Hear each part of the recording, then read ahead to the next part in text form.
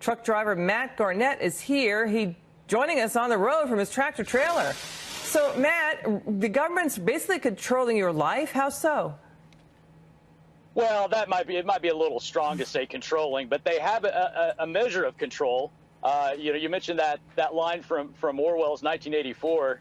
Big Brother is watching, and it's the screens that they looked at to remind them that Big Brother was looking after them and was caring for them. I have a version of that in my truck. It's a little blue computer screen, and it has my time on it, how much longer I can drive.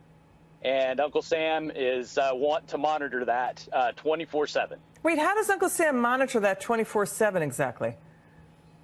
Well, for instance, Liz, if I were to be pulled over by a DOT officer, they would want to see all of my records from the past week, where I was, what I was doing, where I was doing it.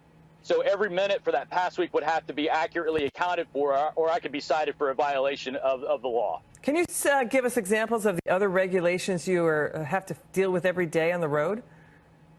Oh, sure. Yeah, there's weight regulations. We're only allowed to carry in these type of rigs 80,000 pounds gross, and that weight has to be distributed in a certain way among the axles in order for it to be legal. In fact, I was just pulled into we call them chicken coops in the industry, but it's a scale house, and I got pulled into a scale house, and I was 20 pounds over on one axle, and I thought, oh, I'm going to get a ticket. But thank goodness the officer was nice, and he just gave me a level 3 inspection, and well, that's good to hear. Me on my way. But yeah, absolutely. So I lucked out there. But there's all kinds of restrictions like that, and of course the normal highway regulations for motorists are there as well. How does Uncle Sam regulate your off-duty time?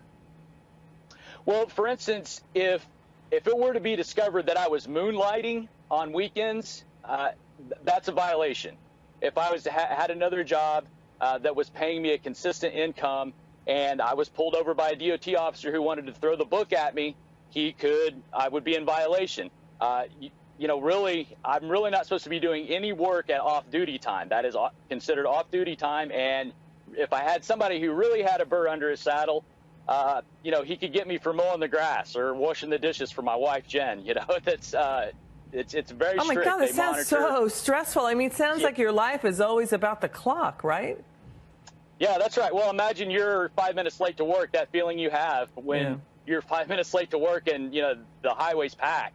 Well, we feel that way all the time because not only are we fighting real time, but we're fighting these other clocks that the government requires us to keep in compliance with. And you think the Big Brother's regulations make us less safe, right?